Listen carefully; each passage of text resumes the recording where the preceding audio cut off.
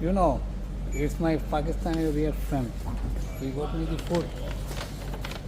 Actually, he can take this food from McDonald's. Actually, it is cancelled, and he got me and for my children. He's the Pakistani neighbor, real hero and real brother. Actually, Yeah. can you see the hi? Hello, guys. It's for my family and friends. Yeah, sure. Okay, thank you very much.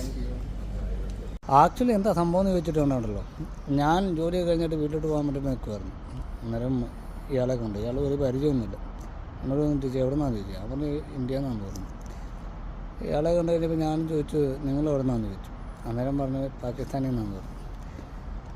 വീട്ടിൽ പോകണം. ഞാൻ പറഞ്ഞു actually ഫുഡൊക്കെ കഴിക്കണം, വീട്ടിലോട്ട് പോകാൻ വേണ്ടിയിട്ട് പോയി. പോയിട്ട് തിരിച്ച് കഴിയുമ്പോൾ വരുന്നു. അന്നേരം പറഞ്ഞു എൻ്റെ ഒരു ഇച്ചിരി ഫുഡുണ്ട്, നിങ്ങൾക്ക് ഞാൻ തരാം. എനിക്കത്ര വേണ്ട, എനിക്ക് എടുത്ത് വെക്കാൻ പറ്റും, എന്നാലും നിങ്ങൾ കഴിച്ചോളാമെന്ന് പറഞ്ഞിട്ട് നമുക്ക് രണ്ടുപേർ കൂടെ കഴിക്കാമെന്ന് പറഞ്ഞിട്ട് മക്ഡൊണാൾഡിൽ നിന്ന് മേടിച്ചൊരു ഫുഡാണ്. അതിനകത്ത് ഐസ്ക്രീമും സാധനങ്ങളും ഒക്കെ ഉണ്ട്. എന്നിട്ട് അവനെന്നെ കഴിപ്പിച്ചിട്ടാവട്ടെ. അതാണ് സംഭവം. ആണല്ലേ, കുറച്ച് ഫുഡ് നിങ്ങൾ കൊണ്ട് വീട്ടിലും കൊണ്ട് കൊടുക്കാൻ പറഞ്ഞു. അതിനകത്ത് വിഷമൊന്നും തന്നേക്കുന്നില്ല. നമ്മൾ ഇന്ത്യക്കാരാണെന്നും പറഞ്ഞുകൊണ്ടേ കൊല്ലാൻ വേണ്ടിയിട്ട് വിഷമൊന്നും കലക്കി തരുന്നതല്ല, ഒരാത്മാർത്ഥതയായിട്ട് ഇങ്ങനെ തരുന്നതാണ്. മക്ഡൊണാൾഡിൽ നിന്ന് അന്നേരം തന്നെ മേടിച്ച് അപ്പം തന്നെ അവിടെ വെച്ച് ഓപ്പൺ ആക്കുന്നതാണ്. അല്ലാതെ നമ്മൾ സംശയിച്ച് നമ്മളെ കൊല്ലാനാ ശത്രുക്കളായിട്ട് കണക്കാക്കി അങ്ങനെയൊന്നുമല്ല. നമ്മുടെയൊക്കെ സൈക്കിളൊക്കെ കേടായിട്ടൊക്കെ കിടക്കുകയാണെങ്കിലും അല്ലെങ്കിൽ കാറ് കേടാവുകയാണെങ്കിലും മലയാളീസോ അല്ലെങ്കിൽ ഈ പറയുന്ന സാധാരണ തമിഴിയൻസോ ഒക്കെ ആണെങ്കിലും കാണാതെ അങ്ങ് പോകത്തുള്ളൂ. ഇഷ്ടംപോലെ അനുഭവമുണ്ട്.